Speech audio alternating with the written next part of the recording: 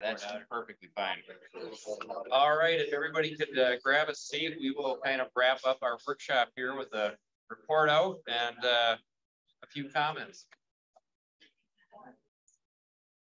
All right, so based on the conversations, it looks like we had a lot of a pretty productive chats in our working group meeting. So for the next 15 or 20 minutes or so, I think at this point it would be appropriate just to have each of our moderators give a very high level summary of some of the things that were discussed in these various working groups.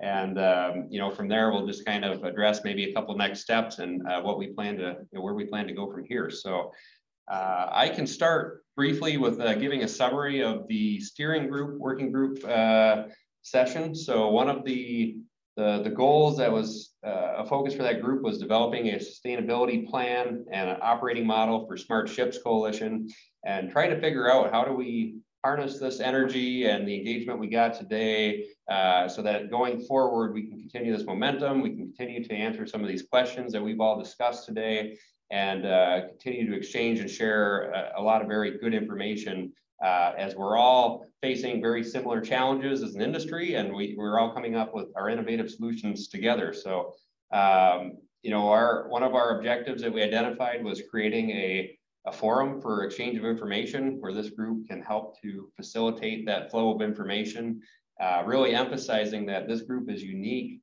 and that right now we're the only group that's really focused on connecting industry and academia with government and bringing those three main forces together to advance these discussions about smarter shipping and autonomy. So I think that we have something unique here that we can continue to build on. We discussed several action items that relate to that in terms of outreach, communication, and engagement. So looking around at who was not in the room today, trying to develop some strategies to engage even more folks to broaden this coalition so that we're not missing certain interests, in particular, for example, the workforce and the maritime workforce that we did not have a lot of representation from today. One thing that we see with this group is the ability to make this sort of this neutral playing ground where we get very good collaboration and engagement between these different types of groups. So we heard different ideas of how we might work to advocate for advancement in certain policy and technology. And, we need to kind of define some sort of ground rules and parameters around how this group does that in a constructive manner. So that's going to be something the steering group is going to be thinking about going forward so that we're not, muting certain voices and, microphoning others. So one task that we see as important to keeping the momentum going is to develop sort of a governing group. So, a volunteer group among our members and participants that can sort of take the shape of a leadership council for Smart Ships Coalition. And we want to make that a rounded group where we have, a handful of folks that are very engaged and interested and representing the different parts of our stakeholders. So you'll see as a follow-up sort of a request for feedback from me and looking to get and solicit sort of your unfiltered thoughts on this group and the meetings today and your interest level in being involved in sort of the future direction of the coalition. We were thinking this is something that might rotate, so we may have certain representatives serving for some period of time to kind of help move the ball down the court. And that might be something that continues to evolve over time. So beyond that, we also discussed, back to the discussions around the blue economy, we discussed how this group can have a real impact on advancing the business development opportunities in the maritime industry. And, I think that each of the different types of stakeholders in this group all share that as a goal. So we feel we have a very unique environment to do that here in the Great Lakes, but what we do here also has great impacts, nationally and internationally. And we want to do our best to harmonize with our partners in Canada and internationally. So that international outreach will be another component of sort of our strategic looking plan. Those are a few of the takeaways, and I will distill this into a bit more of a summary as with our other working groups, and we'll be sharing those after the event. So please stay tuned for more. We'll go around to our moderators and just get an update from the other group. So we can start with Hayden and Brent. for the policy group. Yeah, so the policy group gathered about 22 of us and sort of had a self-charge of kind of framing operational constructs and initial policy kind of regarding this increased prevalence of uncrewed platforms or even just non-human centric platforms, robotic platforms or otherwise. So we split up into 4 groups, and conveniently 2 of those groups kind of came to the same main principle, calling on sort of this test bed or sandbox idea. They came at it from pretty different angles. One, the motive was more so it would allow sort of a safe and controlled environment that would probably accelerate that development, therefore giving maybe policymakers or the folks at that interface more data to present sort of these real world use cases and test beds. And then the other group, in agreement about our unique location, sort of a location being the Great Lakes, is that we don't necessarily need to. It's important to remember that we are constrained by domestic and inland policies in terms of maritime operations and coal regs. That doesn't mean we have to wait for international policy, and so it gives us an opportunity to potentially emerge, again as leaders in that and compare ourselves with other groups who maybe have come further on definitions or other action items, but are limited by being subject to international law as opposed to Grant, do you have anything else to add? Sure, just adding a little bit, let's talk a little bit about, I'll say this group, this organization is a true policy network. So that's a group of individuals with similar stakeholder interests in academia, industry, and government. So what can we do as a policy network? One of those things we can do is advocacy. So whether that's your traditional lobbying in the areas of both state, local, and federal and international government for the things that this group wants to achieve and its members. So it's industry members to academia members to government. How do we interact with those and communicate that throughout our membership up to the levels? We could be a policy advocate for that. So it's neat to hear your bigger group. What does Partnerships Coalition, where are we going? I think a policy arm wing, I use the term policy lab as an academic term, could be a part of that. It could fill some gaps. So it's good. I do have one more thing I don't want to leave out. One of the groups came up with something I hadn't thought about, which was establishing policy around the workforce competencies, kind of as it relate to the liability of some of these things, and this licensure, sort of dynamic, if they are to be, the officer in charge, whether remotely or in person. And so, for more questions and answers on that one, but certainly something that I think should closely parallel the other policies. Great. Eric, do you want to recap our presentation again? Or we could do the camera on the workforce. Okay. While I'm filling here. So the technology group, again, sort of charged ourselves with identifying the role of technology for prospective members of SSC and what we can all contribute to that. But then also, our organizational objectives, outward facing, and how we can use technology to improve those things, while crossing these constant boundaries of varying technology readiness levels. Again, there's sort of a workforce tone there. Some of that. Most common theme, I think, was cybersecurity, and kind of wrestling with this paradigm of open source technology, being useful for technology acceleration initially, but then you have private organizations that may want to monetize, their software or hardware, and so they may not align with some of those same standardizations of open source activities, and then maybe focus more on the commercial practitioner side, might want more sort of integrity and robustness to that technology, and not worry about some source code floating around on GitHub or whatever it might be. And then agreement that we need to stay ahead of policy and regulation. And then again, this test bed, but more aligned with technology and being able to replicate exactly what Mars and this place as a test bed and maybe others can do, which is allow kind of that optimization of technology in varying environmental circumstances. And then some calls for kind of simple but beneficial tech infrastructure improvements that might be like AIS on buoys and things like that. Some of this very easy off-the-shelf technology that would sort of benefit operational constraints for some of these platforms as they're getting their legs under them. Yeah, well, I think you did a really good job summarizing that. The only thing I would add to that is like one of the big takeaways we had for how we're trying to drive policy with our current technologies. By staying ahead of it, we can really inform the policymakers on what we're hoping to do so that they can regulate that efficiently.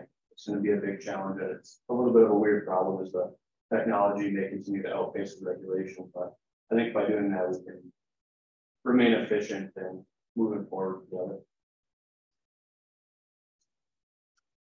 Okay, thank you. Tim, would you like to recap our workforce development group? Sure.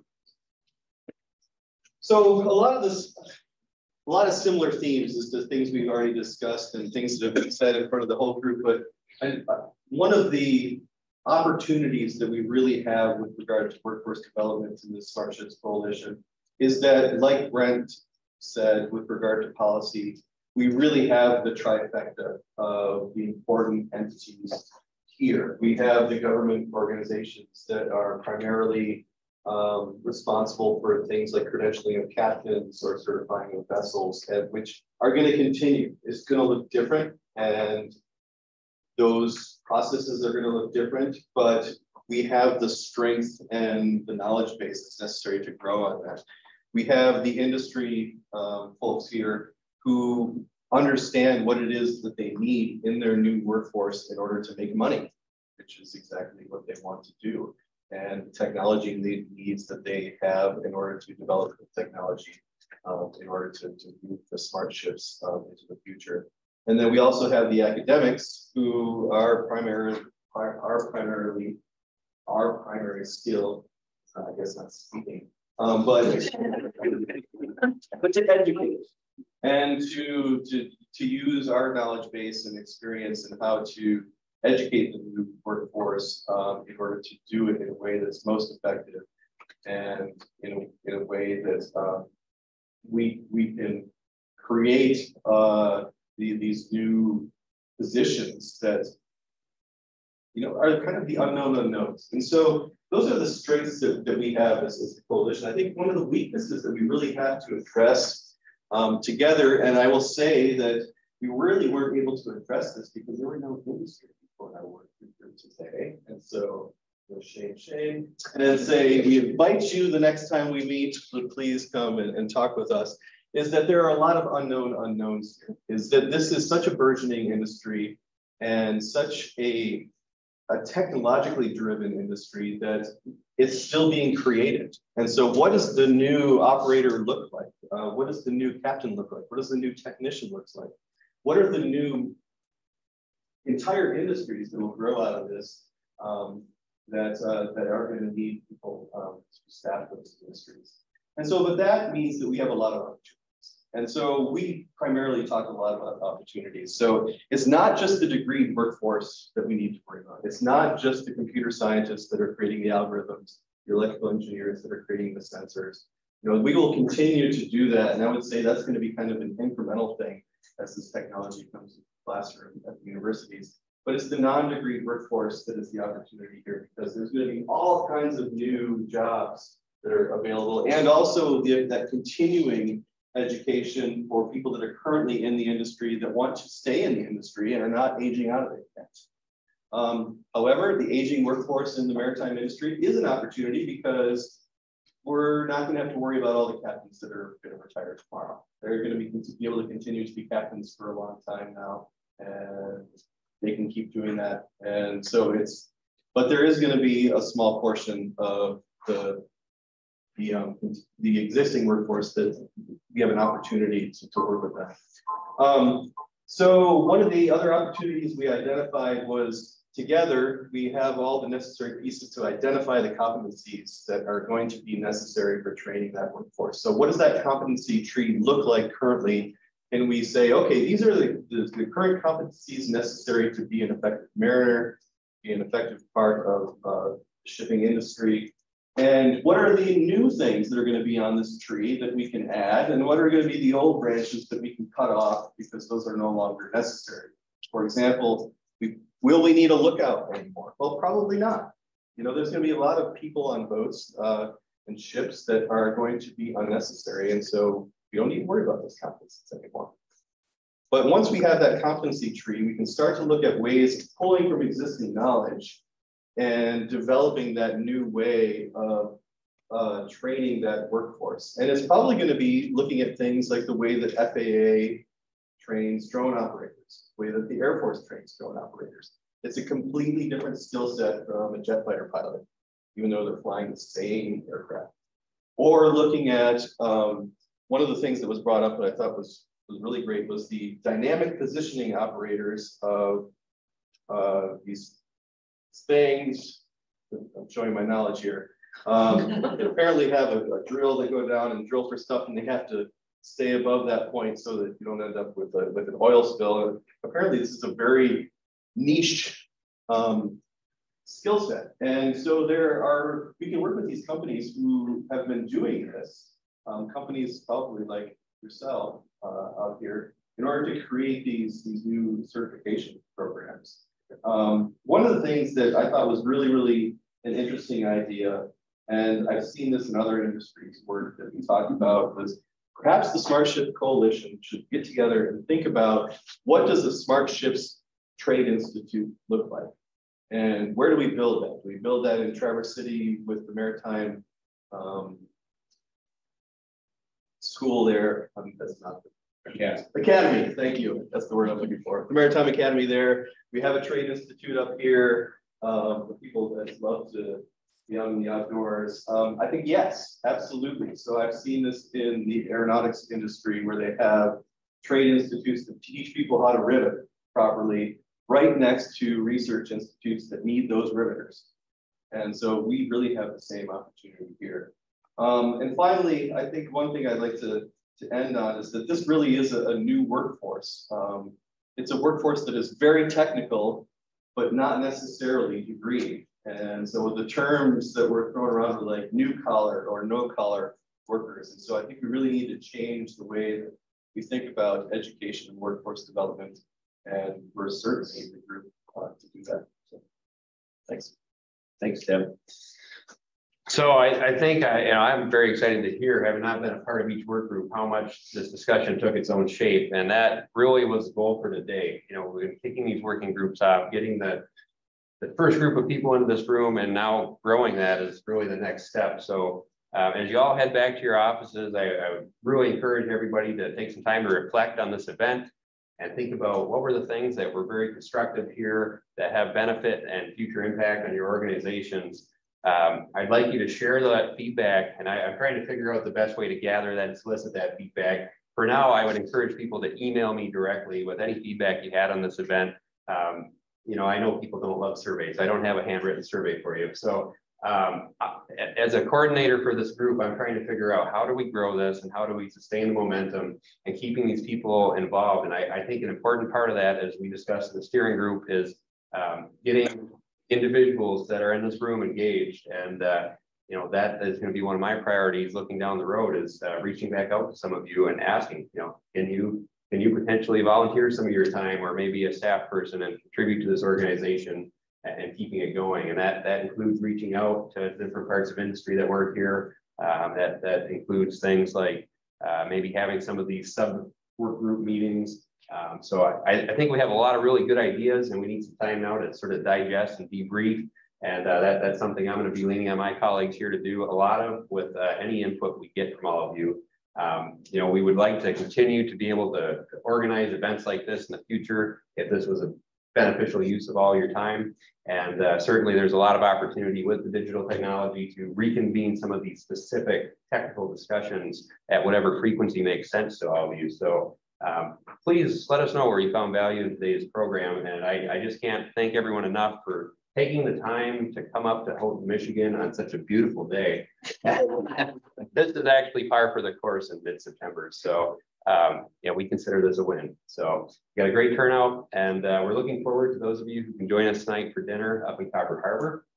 We'll be driving to the northernmost part of Michigan. So we have arranged a bus that came together here last minute, but it is available, group transportation. So we'll be leaving VLRC at 5 p.m.